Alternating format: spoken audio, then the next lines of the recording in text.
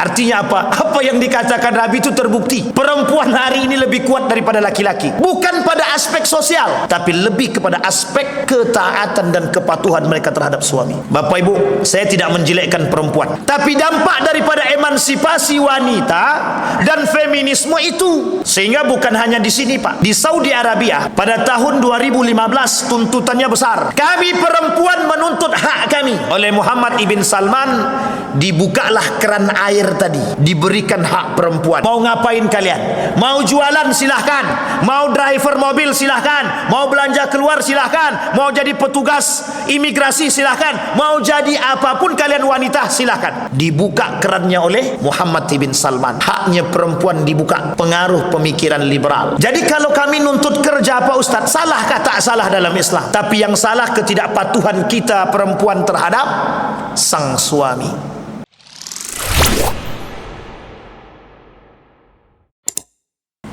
Kenapa saya sampaikan kepada Bapak Ibu semua? Biar kami tidak berjuang sendirian.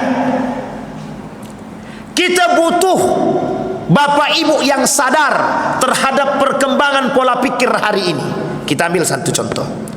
Dampak daripada pengaruh feminisme sampai menolak hukum poligami.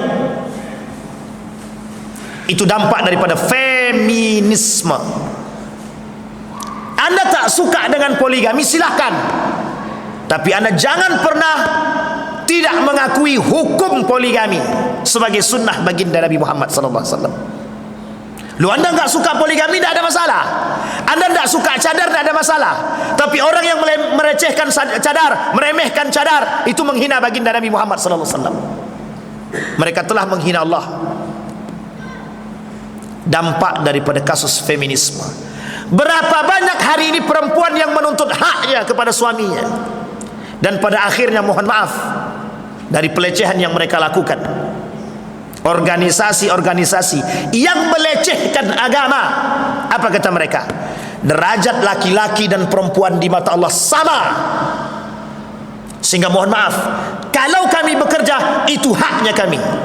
Ada perempuan nuntut, kalau kau mau nikah denganku, izinkan aku bekerja.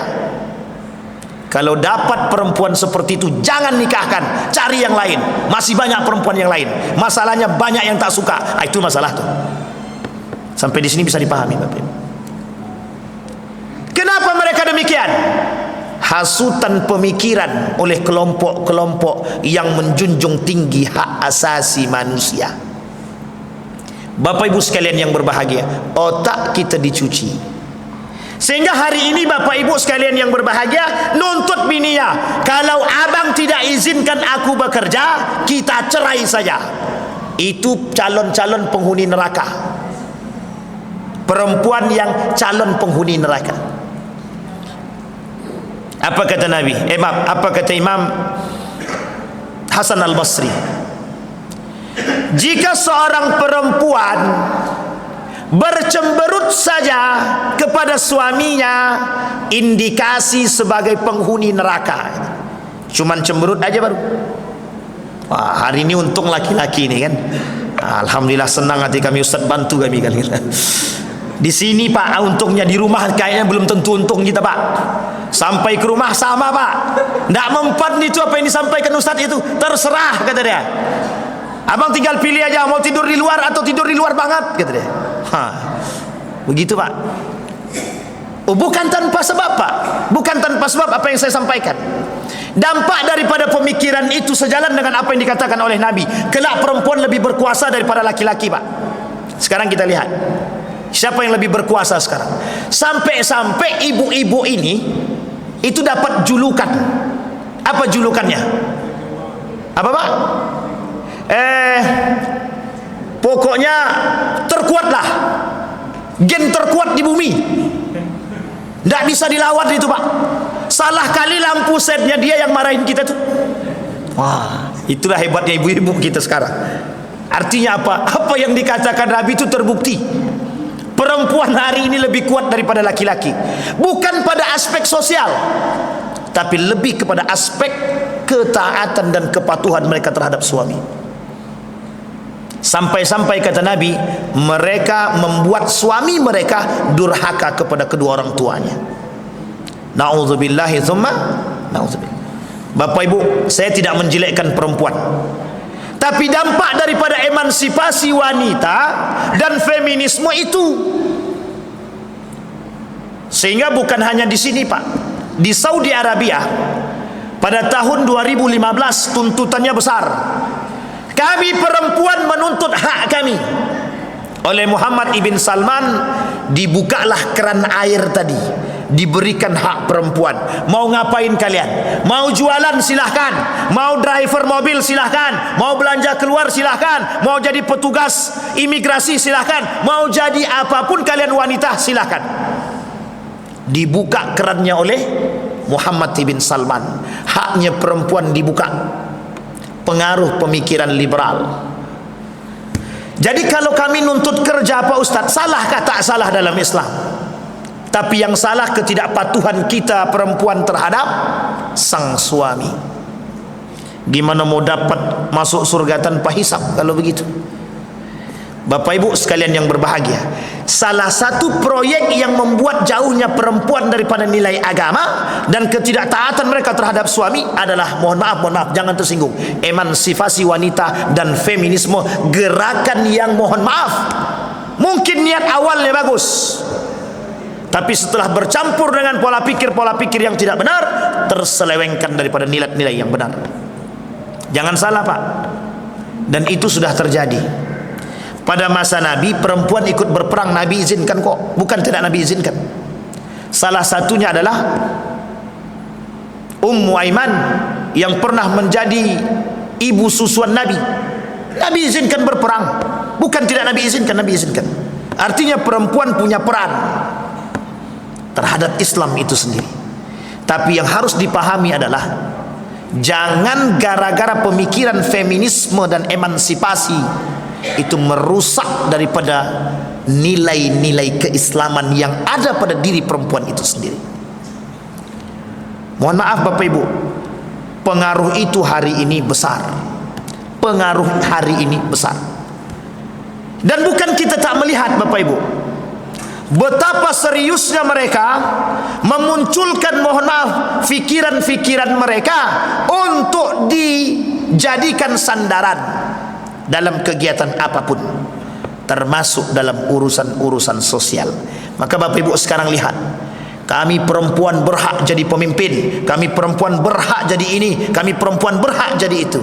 Tidak salah Bapak Ibu, tidak salah. Silahkan, sejauh Anda masih kembali kepada fitrah sebagai seorang wanita. Saya sampaikan Bapak Ibu, satu karakter yang sering kita temukan, ketika perempuan ini lebih kaya daripada suaminya, maka mohon maaf bapak-bapak, mohon maaf, hanya orang yang beriman yang selamat. Yang tidak beriman, mereka injak-injak suami mereka. Kau hidup dari tanganku, kalau kau tak mau bersama aku, pergi. Oh Masya Allah, kemana kita laki-laki mau digitukan Pak? Dan ini bukan 1, 2, 3 Pak, apa yang saya sampaikan ini, Bapak Ibu boleh cek. Kembali kepada poin tadi. Apa kata Allah di dalam Al-Quran? Wa qad nazzala alaikum fil kitabi an idza sami'tum ayatillahi yukfaru biha wa yustahza'u biha fala taq'udu ma'ahum hatta yakhudu fi haditsin ghair innakum idzan misluhum innallaha jami'al munafiqin wal kafirina fi jahannam jami'an. Apa kata Allah? Kalian akan melihat, jika kalian melihat orang mengolok-olok ayat Al-Quran, mengolok-olok Nabi, mengolok-olok Al-Quran, mengolok-olok Allah, malaikat dan lain sebagainya, kalian dengar itu, fala taq'udu ma'ahum, jangan duduk bersama mereka. Kalau kita duduk bersama mereka, idzan antum mithluhum, kalau kalian keseringan duduk bersama mereka, kalian beda tipis dengan mereka, kata Allah. Apa maksudnya? Allah kumpulkan orang munafik bersama munafik, Allah kumpulkan orang-orang saleh bersama orang-orang saleh. Bapak Ibu sekalian yang berbahagia, poin akhir daripada apa yang saya sampaikan, saya mengajak kepada Bapak Ibu semua, Buka mata kita baik-baik. Hari ini kita sedang diserang oleh mereka dalam berbagai macam pikiran, dalam berbagai macam ranah, kedokteran, pendidikan, politik, hukum, pemerintahan dan lain sebagainya. Mereka sudah masuk dalam setiap lini. Tujuan mereka cuma satu: hilangkan nilai agama. Yang berbicara ini bergelar, yang berbicara ini mohon maaf mengerti. Inilah yang disebut oleh Nabi dalam hadisnya, alim su, orang alim tapi su, orang alim tapi buruk perangainya. Orang yang pintar cerdas dengan keilmuannya, tapi mereka jual ilmunya dengan dunia. Yang membuat mohon maaf umat muslim tergelincir hari ini bukan umat muslim itu sendiri, tapi lebih tepatnya digelincirkan oleh orang-orang berilmu. Saya tanya sama bapak ibu semua, ada orang bergelar profesor, dia bilang begini, kata dia, tidak ada masalah kalian mau nikah sesama jenis pun, itu sebenarnya tak ada masalah. Ayatnya itu kan tidak berbicara tentang laki-laki dan perempuan. Ayatnya itu berbicara tentang pasangan. Kalau pasangan itu bebas, laki-laki dengan laki-laki juga pasangan, perempuan dengan perempuan juga pasangan. Itu yang ngomong profesor, Pak. Sehingga mohon maaf Pak, mohon maaf, yang percaya dengan omongan profesor itu banyak. Bro, you baru S2, you baru S1, iki profesor piye? Ngomong apa kita, Bu? Kami justru lebih percaya dengan profesor ketimbang mohon maaf Anda tidak bergelar. Sekalipun mohon maaf Anda alim, Anda baik, Anda bagus, kata mereka, yang bergelar profesor itu lebih kita pahami. Sekarang kita lihat ayatnya, betul tak? Betul Pak, kata Allah. Kelak umat manusia ini tertipu dengan lisannya manusia. Wa minan nasi may yu'jibuka qawluhu fil hayatid dunya, kata. Saking banyaknya orang-orang yang cerdas, mohon maaf, ilmu mereka gunakan untuk mencari piti dunia. Mereka sesatkan orang-orang yang mohon maaf mereka anggap lebih tidak berilmu daripada mereka. Dahsyatnya Bapak Ibu, yang menyebabkan tergelincirnya kita dalam perbuatan yang salah, akidah yang enggak benar, penyimpangan akidah daripada nilai-nilai syariat Islam, justru diselewengkan oleh umat Islam yang bergelar. Sampai di sini bisa dipahami Bapak Ibu. Sekarang kita sampaikan, terus bagaimana cara kami selamat dari cara hal tersebut, dari proyek ini, dari program ini. Harus Pak kita sampaikan, harus. Satu Bapak Ibu, pelajari akidah yang benar. Pelajari. Isra wal Mi'raj itu poin pentingnya cuma satu: keteguhan iman, kekuatan akidah. Tidak ada yang lain. Dengan sesuatu yang tidak masuk akal kita dituntut untuk beriman. Oleh kaum kafir Quraisy itu disebut sebagai tipu daya, sebagai sihrun mubin, sihir-sihir belaka. Harus dipahami bahwa kita umat muslim kalau tidak mempertahankan akidah yang benar ini, maka jangan salah, generasi kita tidak mengenal Islam. Tapi anakku Islam, betul Islam, tapi dia tak tahu nilai-nilai Islam. Tapi anakku Islam, betul dia Islam, tapi dia tak menjalankan syariat-syariat Islam. Kenapa? Bercampurnya dengan pola pikir yang menyesatkan. Satu. Yang kedua, apa yang harus kami lakukan biar selamat? Yang kedua, pahami kelompok-kelompok yang menyesatkan. Tidak lagi kelompok jadul, Khawarij, Syiah, Murji'ah, Mu'tazilah, bukan.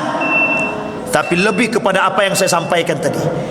feminisme, liberalisme, materialisme, rasionalisme, pluralisme, sekulerisme, dan isme-isme yang lain, itu mengantarkan kepada penyimpangan akidah, penolakan terhadap nilai-nilai agama yang baik dan benar. Kita ambil contoh. Kata kaum liberal, nikah beda agama itu boleh, Al-Quran yang salah. Sampai di sini paham? Baik. Kalau Al-Quran itu salah, terus yang betul siapa? Yang betul ini apa nih Bapak Ibu? Akal. Maka yang ingin mereka katakan kepada kita, akal lebih tinggi daripada iman.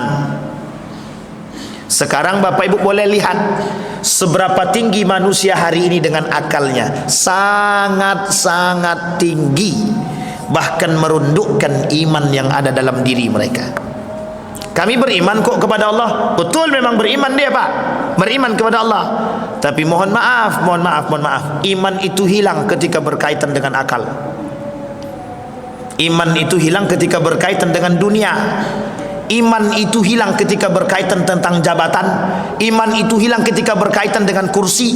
Iman itu hilang ketika berkaitan dengan kekuasaan. Iman itu hilang ketika berkaitan dengan kekayaan. Hilang iman tuh Pak. Yang berbicara apa kata dia? Secara logika aja lah Pak Ustaz. Secara logika. Orang semua pakai suap, masa kami tidak pakai suap? Pakai logika aja lah Pak Ustaz. Pasti kalah lah kami. Itu logika sesat. Logika sesat dan menyesatkan. Harus hati-hati Pak. Maka Bapak Ibu, subuh tadi saya sampaikan di salah satu tempat itu Bapak Ibu, ada orang yang terjerumus dalam kekafiran secara tidak sengaja. Tanpa disadari dia sudah kafir. Tanpa disadari dia sudah kafir. Salah satu di antaranya adalah dalam model pembatalan keimanan, nawaqidul iman, syirik, kufur, nifak. Malam ini kita bahas dua sekaligus, kufur sama nifak. Orang kufur sama orang nifak, secara tak sadar mereka terjerumus dalam kekafiran. Tapi itu jelas Pak Ustaz. Oke, ada perbuatan yang tidak jelas, ada. Ketika lisan kita lebih mempercayai, ketika lisan kita, ketika hati kita lebih mengakui dunia ketimbang Allah, habis kita semua. Habis, tidak ada lagi. Bagaimana kau bisa sampai ke Mekah sementara duit kau tak ada? Tak mungkin, sampai kapanpun kau tak akan sampai ke Mekah. Orang kau tak punya duit, bekerja aja malas, nabung aja tak mau. Akal Pak, itu akal, bukan Allah. Bagi Allah apa yang tak mungkin. Sekarang meyakini kalimat itu yang sulit. Kita baca Pak, kun fayakun, tapi kita sama sekali tidak kun fayakun terhadap Allah. Kata Allah kun fayakun, Allah yang bilang, tapi kata kita tak. Yakin tak kalau Bapak Ibu yang belum pernah berangkat umrah bisa berangkat umrah? Yakin apa tidak? Yakin. Ada tapinya Ustaz. Kalau ada tapinya berarti dia sedang tidak percaya sama Allah. Tapi minta duit Ustaz. Sampai di sini paham Bapak Ibu sekalian yang berbahagia. Saking banyaknya Bapak Ibu, kapan waktu kalau Allah izinkan kita ketemu, kita sampaikan poin atau bentuk-bentuk kekufuran atau yang membuat kita umat muslim nih tanpa sadar terjerumus dalam kekafiran. Memang kita tak keluar daripada Islam, tapi mohon maaf, kita ambil contoh satu saja sebelum kita tutup. Orang yang suka